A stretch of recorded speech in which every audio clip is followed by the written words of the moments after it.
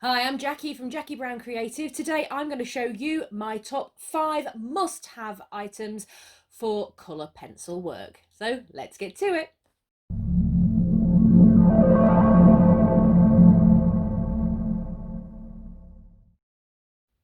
Number 1, paper.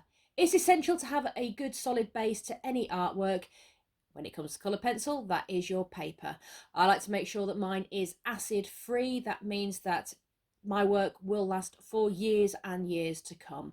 If you're only working for yourself, then that's not necessarily such a huge deal, but if you're wanting to sell your work, then you do want to make sure that it does last as long as you can humanly make it. What I look for in a paper is I like it to be smooth but not sleek. It does need to have a bit of a tooth to it so that my colour pencil can be layered. It needs to have something to grab onto so I can do the many layers that I like to use when I'm drawing in coloured pencil. I also like to make sure that it's a watercoloured paper because how I like to blend, I need something that can handle wet media. So those are the most important things. But having said that, there are other papers out there that people use that aren't quite as smooth or not waterproof and things, not waterproof, not watercolor, that work just as well for them. This is just my ones that I like to use. So at the moment, my favourite is the Arches hot pressed watercoloured paper. Now I get it in pads, and the maximum I really work in is A3, so I get the A3 pad of the Arches hot press watercolor paper, and that works perfectly for me because I can cut it down to size if I want something smaller. And because color pencil takes so long, generally I don't like to work bigger, but you can buy it in separate individual sheets as well if you do like a really long project. I don't have the patience for how long color pencil takes anyway. Any bigger than A3 and I'm out. My other one that I used to use an awful lot is Fabriano Artistico 140 pound hot pressed watercolor paper in white. That was a really good one as well. It's not got quite as much of a tooth as the Arches does, but works just as well. But since I've discovered the Arches, that's my main go-to. There are, as I say, lots of other papers that people do like to use, so shop around, have a look and see what your favourite is. These ones that I've said can be quite pricey, but as I said, I prefer to have a good strong base for my drawings to begin with. So that's number 1. Number 2, your coloured pencils. They're kind of a necessity for coloured pencil work, I find. So coloured pencils is my number 2 on my list. My favourite are ones that are archival. I look for archival in anything I'm using when it comes to art because I want my work to last for as long as is humanly possible. So with colour pencils, that is the light fast rating that I'm looking at. So my favourite pencils are the Faber-Castell Polychromos. They have good light fast ratings through most of them, but do check when it comes to the pinks because some of them are really not. So I take the ones that aren't very light fast out before I start, and then I know that the ones that I'm using are fine for me to use. The polychromos are oil based. They sharpen to a very sharp tip, like they are weapon sharp when you sharpen these pencils. They are fantastic for fine detail. So if I'm doing animals or fur, things like that, they are my go-to. I love these pencils for the fine details that you can get with them. The other brand I use a lot are Caran d'Ache Luminance, and these are a wax-based pencil. They blend beautifully. They are really good for skin and things like that you want a really nice smooth blend for. So I find them perfect as well, and really good, really good light fast ratings on those as well. They don't sharpen to quite as sharp of a tip as the polychromos do. They're not quite as hard, being that they're wax-based. So don't necessarily get as much detail with them, but you can still get amazing results with those pencils. Other ones that I am saving up to buy because I really want them are the Derwent Lightfast. Now, these are made to be lightfast. They are amazing from everything that I've seen and read about them. I've watched other artists use them. They are also a brand that are worth saving for. Now, all of these pencils, again, are expensive, but I would prefer to have a small set of very good quality pencils to a large set of really rubbish ones that don't layer, don't do what I want them to do, that I'll be fighting with. So I prefer to have a small set of 12 of these, any of these really good pencils, than a set of 76 generic ones that aren't light fast and don't blend and don't lay down properly. You can have all sorts of problems. The good thing about a smaller set as well is that it teaches you how to layer and blend and mix your colours, which you won't necessarily learn how to do with a larger set. So win-win there. You learn a bit more about your colour theory and how to make things work. So well worth getting a smaller set if you can't afford one of the larger ones. Number 3, pencil sharpeners. Not all pencil sharpeners are made equal. Your cheapy ones generally will break your lead and ruin the wood and cause all sorts of problems for you. So it is worth investing in a good pencil sharpener. Now, I don't mean a ridiculously expensive one. There are very good ones out there, but just bear in mind that some of the really cheap and nasty ones aren't necessarily going to get you the point that you need in your pencils and the sharpness, and they also might give you more lead breakage. And as we know, these pencils aren't cheap.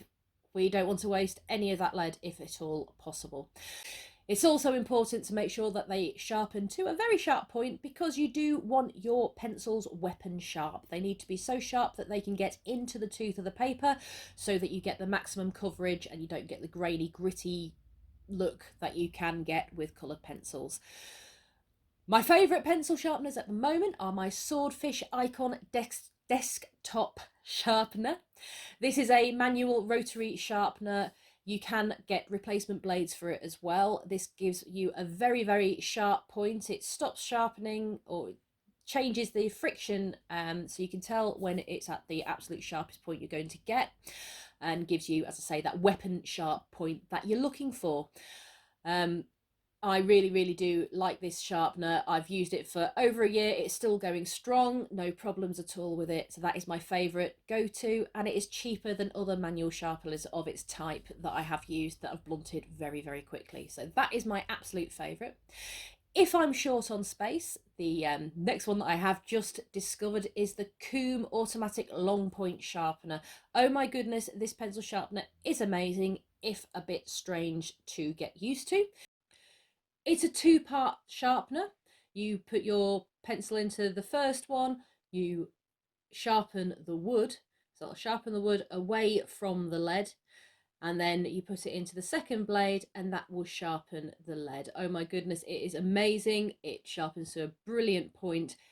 It is well worth the £6, and it comes with replacement blades, so it's well worth the money. It will last you a good while. Number 4, pencil extenders. We are spending such a large amount of money on these pencils. We want to use every single millimetre of lead that we possibly can do.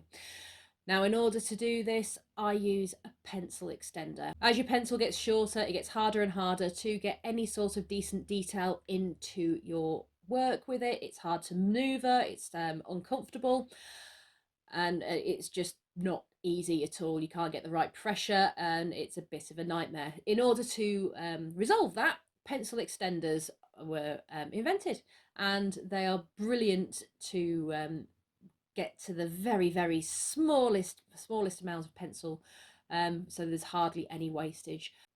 There are 2 different types. There's the type you pop your pencil in and then you push a ring up in order to hold the pencil in place, and there are also screw-in ones. Now, screw-in ones are my favourite, but both types work just as well. My favourite is the Derwent ones at the moment. The Derwent ones come in 2 sizes. It's a pack of 2. You have one small and one large. The large one is really good for pencils like your Caran d'Ache, which are that bit wider, and then the small one for other pencils like your Polychromos and any other pencil like that. They don't just work with colour pencils, they're great for graphite and all sorts. They work very well. If you are buying the generic ones, do please be aware that they are not necessarily as wide as some of the other types you can get, so do bear in mind that they won't necessarily fit your wider pencils. If you're using a Caran d'Ache or something along those lines, make sure that the pencil extender that you're buying will fit your needs there. Number 5, blenders. There are different ways to blend. You can burnish, and you can use a pencil blender. They're called low odour solvent here in the UK. I believe in the USA they are odourless mineral spirits, also known as OMS over there. All the same thing. I prefer to use the low odour solvent because it just gives me the look I want. And I find that burnishing, if I'm on a larger project, cramps my hand, hurts my fingers, and over time it's just not great for my hands. So I prefer to go the solvent way, hence the reason why I use the watercolour paper as well. It just works really well for me. And there are different brands you can get. I personally, at the moment, I'm really liking Zest-It pencil blender. It's made for coloured pencil. It does, however, have if you buy the original, it does have a strong citrus smell to it. It's quite orangey. If you don't like the smell, you can get it in an odourless version. So just be aware of that. I've not tried the odourless version, but I'm pretty sure it's the same thing. So if you're adverse to strong citrusy smells, you might want to go down the odourless route. I also use Winsor & Newton Sansador, which is a low odour solvent. You can also use, a lot of colour pencil artists also use Gamsol, which again is the same thing. These all work really well. They are archival and they work brilliantly for blending your colour pencil. Now, if you're just a crafter and you're not wanting your work to last for years and years and years and years to come, say you're doing cards or something along those lines, or just working for your own practice, and you don't want to spend a lot of money while you're working out if this is something for you or not, you can also use baby oil. But as I say, with baby oil, it is not archival. I personally won't use it because I want my work to last for as long as it possibly can do. But if you're just practicing, baby oil is a cheap alternative to try and get the hang of things. In order to use the solvent, I like to use a Taklon bristle brush because it's got just the right stiffness for me, I find, for what I'm trying to do. Watercolour brushes are too soft, oil brushes I find are too harsh. So I like the Taklon bristle brush. It's a nice texture and stiffness for what I'm trying to do.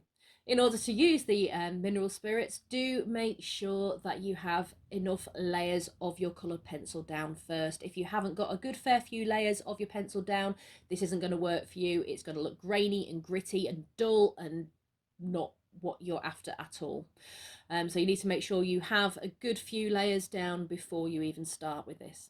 Once you have got that, you work to the level that you want to start blending, you have enough layers down, just dip your brush into the solvent, dab off any extra on a rag. I'd avoid using kitchen roll, it absorbs too much. Just an old rag, I use an old t-shirt, is perfectly fine for this, and I find it works really, really well. And then blend away.